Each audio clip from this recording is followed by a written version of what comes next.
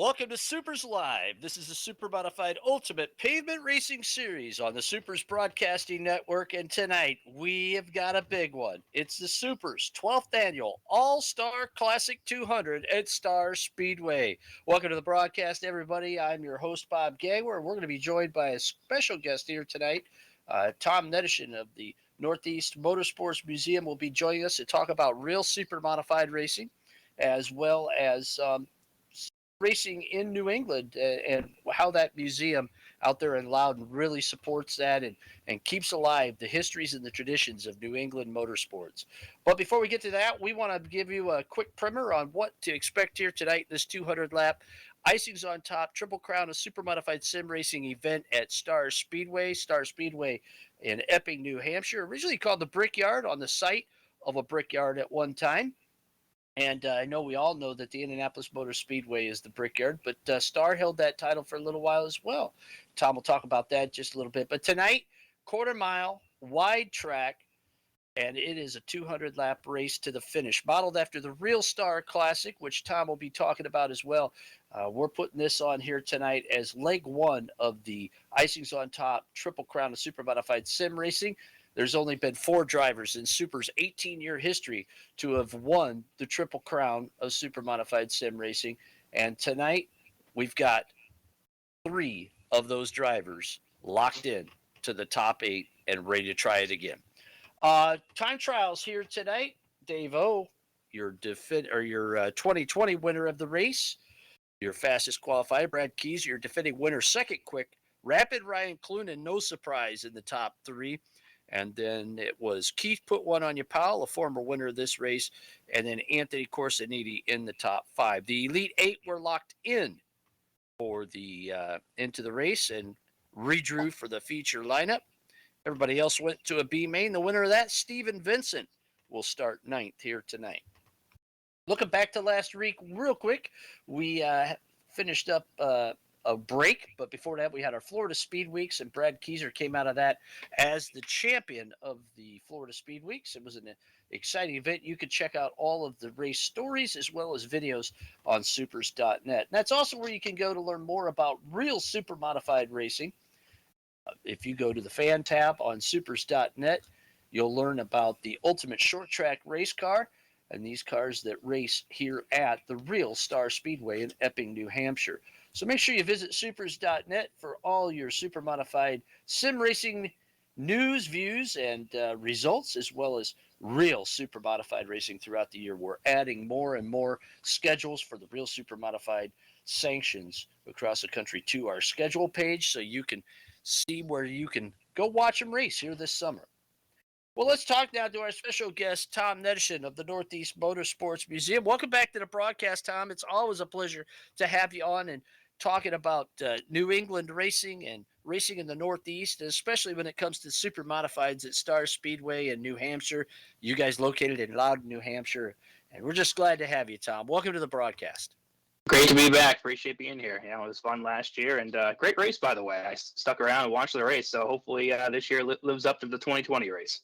Well, we hope so too, Tom. It's always exciting to be able to put this on. But what's more exciting to us is, Supers exists, and it has existed for the last 18 years to teach people about real super modified racing, and super modified racing, a mainstay in New England. And you guys talk about that at the museum, but tell the fans a little bit about what they can expect when they visit the Northeast Motorsports Museum in Loudon. So a little bit about us, kind of a background. We opened in 2017. We are the largest motorcycle and auto racing museum in New England. We're 10,000 square feet. Our timeline starts in 1896. That was the first oval track race in this entire country. So I guess you could even trace that back. That's kind of, the very, very beginning of oval track racing. A lot of people think it's down south, but it was actually in Cranston, Rhode Island, on a horse track. And there was, electric cars and diesel and gasoline cars in that race. And an electric car won that race. So that's kind of the all oval track racing stems back to New England and Cranston, Rhode Island. So kind of a neat connection there. It's kind of come around full circle, hasn't it? Yeah, I guess you could say. Yeah. It's kind of, the electric stuff was not reliable back then, but after over 100 years, it's back in full force, I guess, with Tesla and others bringing on electric cars. Well, I certainly hope that we never have to watch electric super modified racing, but now we get to go watch super modified racing in New England. It's a huge deal. It's a big thing, but it had a rocky start. Tell the fans a little bit about how that happened out there. Yeah, kind of tracing back to the beginning of the roots, the supers came from cut downs, essentially just cars essentially with no rules, basically, or very minimal safety rules, and people started basically cutting up, stock cars, and eventually it led into custom chassis.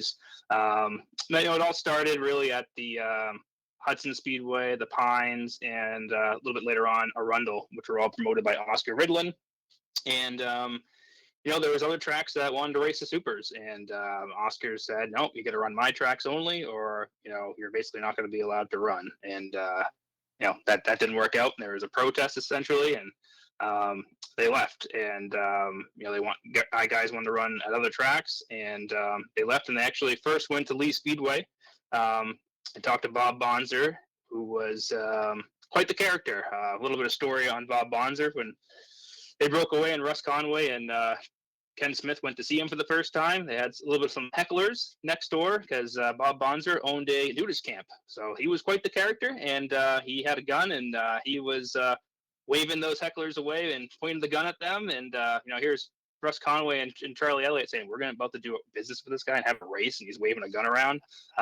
So just a long story short, that lasted 1 year. The original, I guess you could call it, New England Supermodified Classic in 1966 was at Lee Speedway, and it was a bit of a hot mess. And so they packed up and teamed up with Charlie Elliott to build the Star Speedway, and the first Star Classic at Star Speedway was in 1967, and it's been there ever since. And Bud Crotty was the winner in 1967.